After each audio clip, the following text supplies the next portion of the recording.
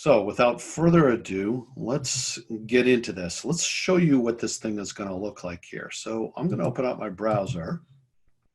I've already logged on here, and I'm logging on as somebody in the accounts payable department. You'll see me up here in the upper right-hand corner. I'm going to pretend like I'm Alice for the day today. Now, Alice is looking at her queue or her inbox of invoices. We've got 4 of them in here. 3 of them have this status of accounts payable. That means they just came into the system for her to review and send out for approval. The last one here says final accounts payable. That means it's already gone through the approval process and is back here for Alice to do a final review and check to make sure things are good before she sends it off to GP to make a payables transaction. As you can see, I can preview these and they all look like regular invoices that we've all seen before. Let's go in and take a look at one of these. I'm going to open up the first one here. And here, of course, you can see the entire invoice, scroll around from page to page. You can see this is a 2-page invoice over here. The nice thing about this is all the information that you see already entered up at the top has been done for Alice. That's part of the data entry that we're going to automatically eliminate. And as the system learns how Alice processes this invoice, the rest of the information will be filled in, including the invoice description, where it's supposed to go, including the GL accounts that you would pick, even if it's more than one. Let's go back and let's take a look at really the power of this. So now Alice wants to send this on. She looks at it and she says, this thing needs to be approved by our New York sales office. So the only thing that she does is come down here and identify that path. So the approval path starts off as it's configured. The company is divided into regions, and she knows the New York office is in the Northeast region. So she'll pick New York office, and let's just start typing the sales department right here. Based on that little information, we now know where to send that, not only to the next person, but to everybody who's required to approve this invoice. And we can do a visual look at that by clicking on this button. It's extremely powerful because it tells me once I send this on for approval, we've got Candy, who's going to do the GL coding for us.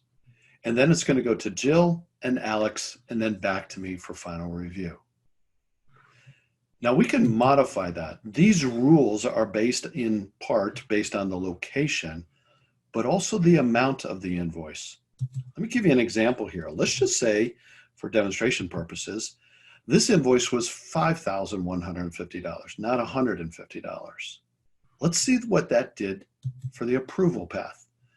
Immediately we see where we only had 3 people involved, we now have 3 more people involved. As a matter of fact, both Steve and Joan at this particular level have to approve it, and this little alert here tells me that both of them need to approve it, not just one or the other, and then on for final review. Let's bump up that dollar amount a little bit more and see if that has any more of an impact. Immediately when we click on this, we can see everything we saw before, but now all of a sudden half the company is now involved. Lindsay has to approve it. We've got some additional executives here, Sam and Chloe. You can see how dynamic and fluid everything is in the system just based on changing a couple of parameters here. Now what I'm going to do is finish this up here. I'm going to put in, this is a test invoice as a description. We have somebody else doing the GL coding, so that's going to be done differently. I'm going to simply hit the submit button, and that's going to send it on to the approval path that we just showed you. And in my in queue, I'm down to 3 invoices, and I can continue to work on those as I find time. Now, let's say the phone rings and it's a vendor. Vendor is calling up saying, hey, listen, I need to find the status of this invoice. It seems to be a little bit late here. So the customer says, can you tell me who you are? We can jump from here to the documents that are assigned to Alice. Just by clicking this toggle, we can find all the rest of the invoices that are currently being approved. So let me do that first. The vendor that is called is a company called Leaf River Paging Systems. So very easily, I can sort this big long list here. Let's just type in River and let's see what happens. Here it is, Leaf River Paging Systems. Well, let's see what's going on. We can confirm the invoice here is for $51,000 and it's invoice number 2145. That's exactly what the vendor just asked me to look up. I'll click on the View button. Here's the invoice. I see the information is all in the system and it did go to our corporate IT office. Let me use that same option here. And now it's telling me real-time information. Not only did it go to Candy, but Franz already approved it on this date and time. It's moved on to Brett and Joan. They've both approved it. This orange border indicates where it is right now. And because both Steve and Lexi need to approve this, I can see that Lexi already did that. Steve, we're still waiting on Steve. And from there, it's going to go to Sam and Chloe, and we're done. So we're a good long way through the process to getting this approved. I can update the vendor immediately on the phone. It's that fast. And I'm back to my home page to continue processing. Let me show you the third stage in which an invoice can be. I first showed you which ones they're assigned, the ones that are assigned to you, the ones that you need to work on. We're now looking at all of them that are in progress. The last one is finished. That means I've already pushed these invoices through the approval process over to GP. Let's look at a couple of other pieces of information that I can see with this. Let's view the document here, again, a standard invoice.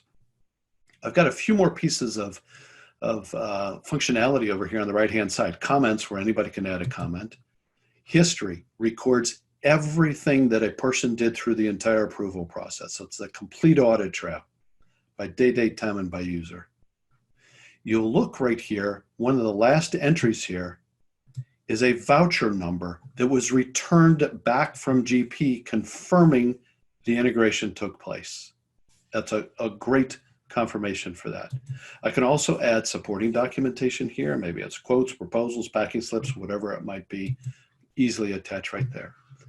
If we also look up at the top here, when this vendor gets paid, this tab right here, payment information, will be completely filled in as an automatic service that returns information automatically from Great Plains, from GP.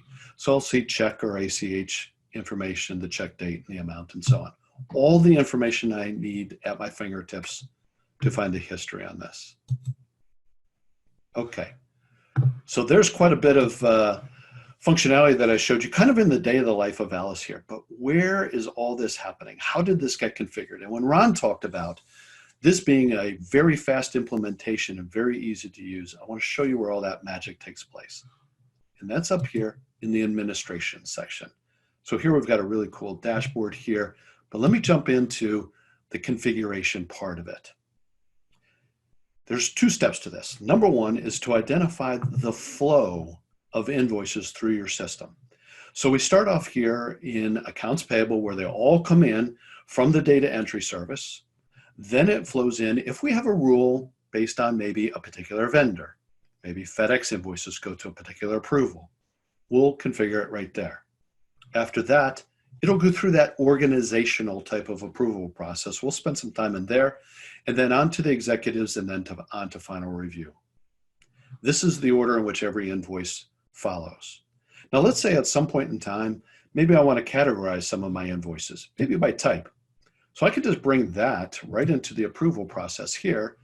And now, as each invoice comes in, maybe I have them categorized by rent or utilities or whatever it might be. They'll follow this first and then on to each of these other ones. And I can skip levels if I want to. It's all based on how I have it configured. Let me jump into the hierarchy approval or the organization approval. And as you saw in our first example there, we wanted to send that particular invoice to our Northeast region, New York sales office. If I click on here, I can see how my approvers are configured in the system. These are all set up and configured by the customer. The first thing we set up was a coder, somebody who was going to do the GL accounting or the GL coding. That could have been somebody in the AP department, but you might have somebody specific to do that here in the New York office. From there, we set up approvers. The first one was Jill. She has the authority to approve up to basically 0, meaning that it has to go on to the next level. The next person is Alex. He can approve up to $1,500. Any invoice over $1,500 goes to our final approver, which is Lady Gaga right here. Now we also have any invoice when it goes over a certain amount, and that always applies to executives, but we can drill it right back down to in this case, a department level at sales. So we have both Steve and Joan listed right here. For anything over $5,000, they want to make sure they take a look at it. And we have it set up for 100% approval, meaning that both have to approve. I could always set this up for whoever gets it to it first. Let's go and see how easy this is to set up. Let's just say that we're opening up a London office over in the UK, and now we want to add a couple of departments and approvers there. Remember, your customer comes in and does this. So let's add a new location. We'll just say this is our UK country office, and then we're going to have an office in London.